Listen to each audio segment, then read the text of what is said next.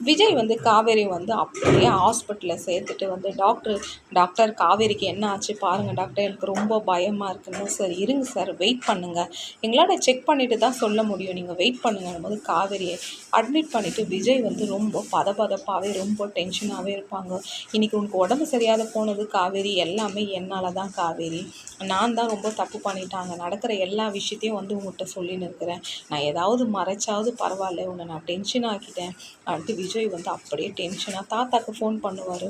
தாத்தா ஃபோன் எடுக்கும் போது பாட்டிக்கு ஃபோன் பண்ணுவாங்க. என்ன விஜய்னும் போது தாத்தா கிட்ட கொஞ்சம் கொடுங்க பாட்டி என்னும் போது, என்னப்பா போது, இல்லை தாத்தா நான் பேசினே இருந்தேன், காவேரி வந்து மயங்கி விழுந்துட்டா தாத்தா, எனக்கு ரொம்ப பயமாக இருக்குது. டே என்னடா சொல்கிற, ஏதாவது அவளை அடிச்சிட்டியான தாத்தா, அதெல்லாம் நான் எதுவும் பண்ணல தாத்தா, வீட்டில் நடந்ததை தான் சொன்னேன், அதுக்கே காவேரிக்கு வந்து மயக்கம் வந்துச்சு தாத்தா, சரி எந்த ஹாஸ்பிட்டலில் எங்கே சொல்கிறா நம்ம, சரி தாத்தா எனக்கு என்னவோ உங்ககிட்ட சொல்லணும்னு தோணுச்சு, அப்புறம் நீங்கள் என்னை திட்டுவீங்கள்ல அதால தான் தாத்தா நம்ம, சரி சரி எந்த ஹாஸ்பிட்டலில் நீங்கள் லொக்கேஷன் போடு, நான் வரேன், நானும் பாட்டியும் வரேன்ட்டு தாத்தா வந்து விஜய்க்கு வந்து ரொம்ப ஆறுதலாக சொல்கிறாங்கங்க.